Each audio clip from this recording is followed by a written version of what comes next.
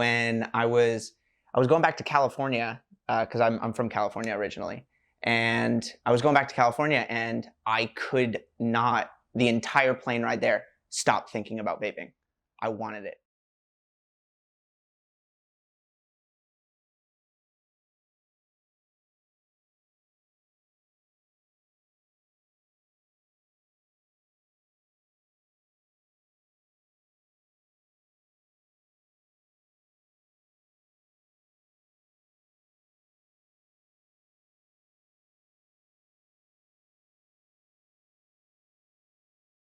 I hear both sides a lot, and I hear a lot of the older people say, "Well, I like flavors too."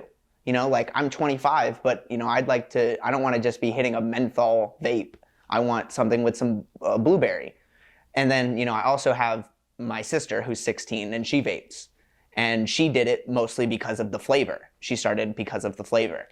And I get that too. You can't be marketing the kids, but you have to be, you can't be making it these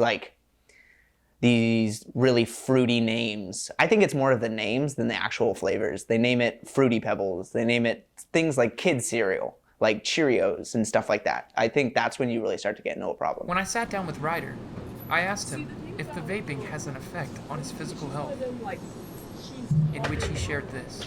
I can't run as long. I get I don't get lightheaded, but I'll get kind of lightheaded after a bit, of running. I'll notice that I just don't have the lungs that I did before. I was able to run for a long period of time, and now it's just not like that at all. Owning a vape shop in a college town has its fair share of difficulties, whether that be IDing underage kids or providing an addiction that lasts a lifetime. I truly believe myself that nicotine is one of the more addictive chemicals that you can be addicted to. It's definitely a physical addiction. I would say it's just as addictive as caffeine, and people don't even realize that they're addicted to caffeine until they stop drinking caffeine and they got crazy migraines. It's not as physically addictive as something as heroin, but it's up there in those artificial sugar addictions, caffeine addictions. It's a physical addiction. It's not just a mental addiction. It's mental addiction. You can be addicted to anything mentally, but physically you are addicted to nicotine. Like, you need it. So it's a little different. Kind of sucks. It's definitely hyper addictive. With a variety of colors and flavors, it's often hard for the youth not to get hooked on what is now known as the number 5 most addictive drug in the U.S. I started smoking when I was 12, cigarettes, and that just transitioned into vaping to try to quit just smoking a pack a day.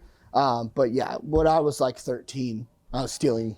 The first time I ever smoked, I was 12, and then I was consistently stealing my grandpa's cigarettes, and I knew it had its clutches already that young, and it hasn't stopped. So obviously, still addicted. Just to get an idea of how addictive nicotine truly is, Dylan smoked his first cig at 12 years old and is still smoking at the age of 38. That shows the grasp that nicotine takes upon you. I would say the downside is the upside. The downside is that it's so convenient. And because it's so convenient, you are more addicted. You're doing, you're vaping in places you shouldn't be vaping. Like, you can't smoke a cigarette in a hospital, right? But you can get away with smoking a vape in a hospital. You can get away with smoking a vape anywhere. So vapes, the downside of vaping is how addictive they are. The upside is the convenience, and that is also the downside, because you can do it anywhere. You can get away with it. It's a lot easier to hide because it doesn't smell bad. It doesn't. You get caught at school, say a 15-year-old's vaping. They go into the bathroom. They're like, "No, I just spritz some perfume." Like, they don't stink. Their fingers don't stink. So there's no evidence other than if you find the actual vape. So it's like, a lot more sneaky, convenient, and that's what is the downside as well. Dylan gave me a new perspective on vapes, stating that the upside is also the downside. I honestly couldn't agree with him more. My name is Joaquin Esparza, and I am a former vapor. I actually quit sometime last year, about 6-7 months ago.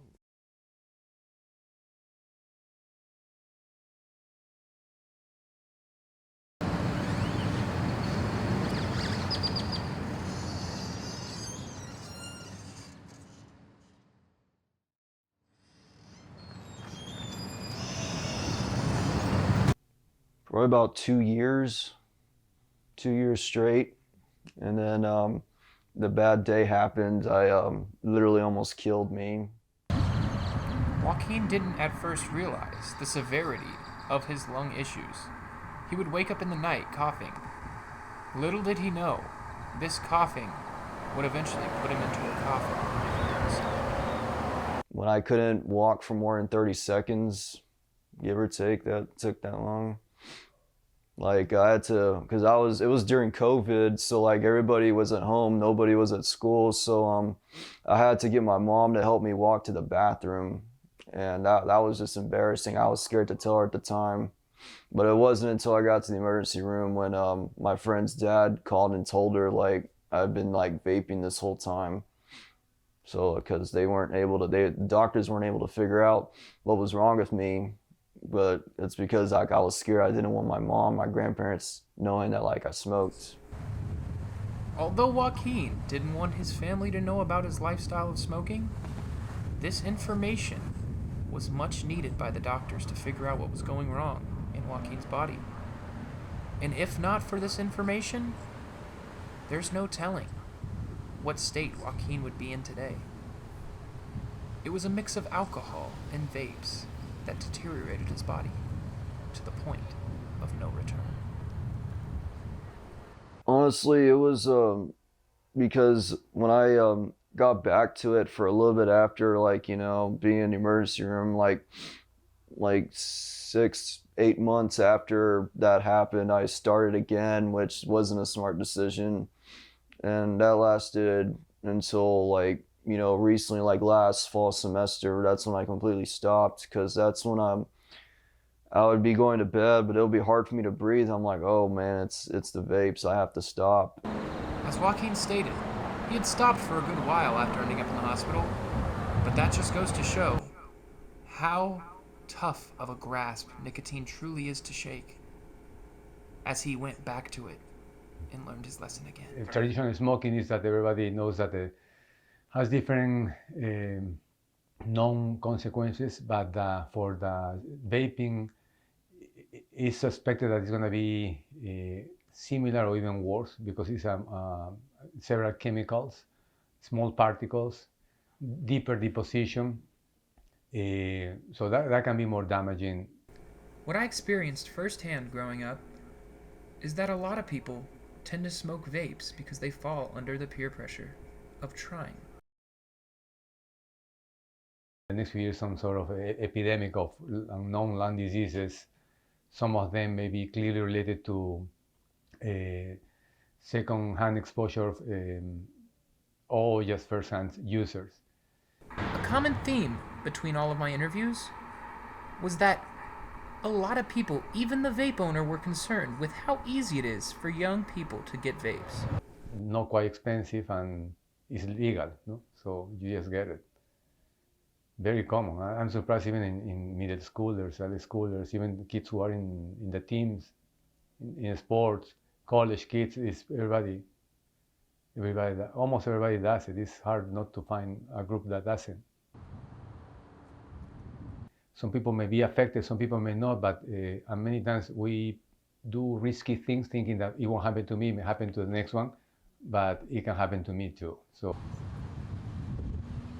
just to tell them up front that it's not healthy, doesn't help, it costs. You can start from bad smelling, yellow teeth,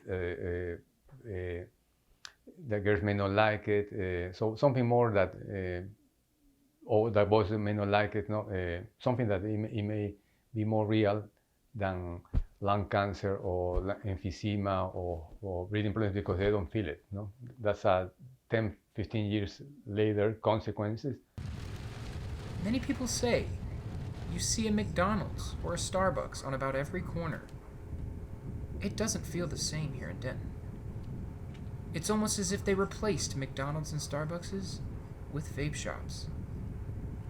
It's like you can't escape them. It's an epidemic in itself. There are vape shops sporadically placed everywhere you turn in Denton, Texas. Even for the people trying to fight the addiction, makes it a lot harder. One of my biggest fears for kids in the future is role models passing on this terrible habit. Whether it be a kid looking up to their father or mother, this is a problem.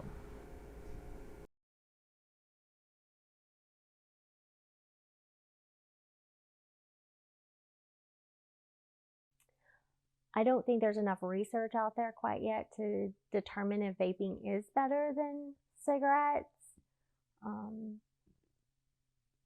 In the years that I have worked and seen the vaping, I don't feel like it's better, but I think it's being pushed as being better than cigarette smoke. But it took us 50 years to figure out that cigarettes were not good for us either. With lack of information, the lines are often blurred when it comes to figuring out whether cigarettes or vapes are healthier. I think a lot of doctors are pushing, if you can't quit smoking, why don't you try vaping? It's better for you. But like I said, there's not enough research out there to prove that it's technically better than smoking a cigarette.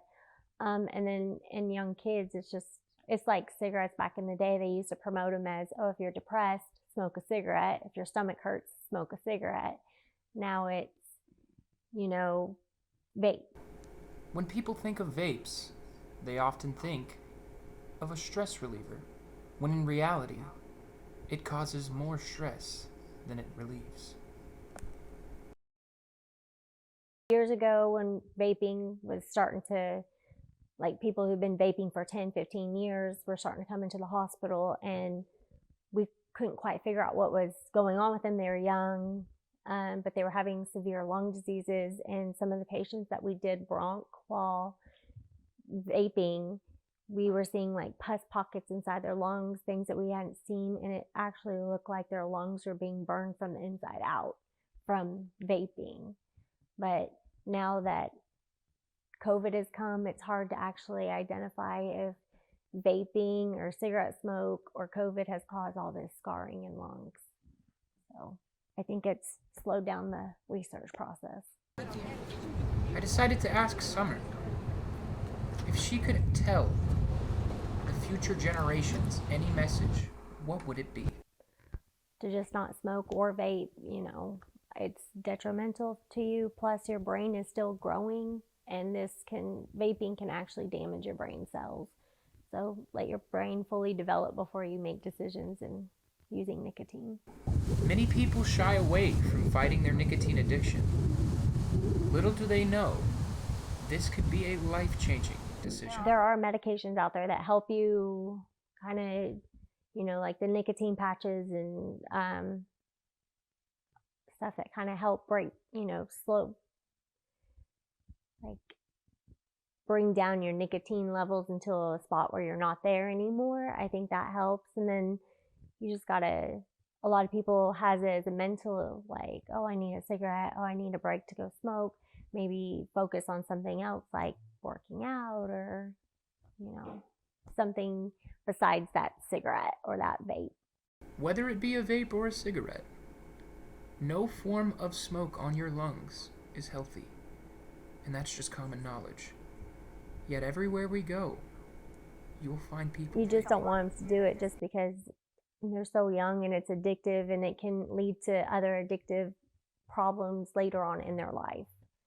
Just don't want to do it. Whether you choose to vape or not, many people don't understand what they are truly inhaling into their lungs. I think the biggest fear is the fact that people don't know what they're consuming.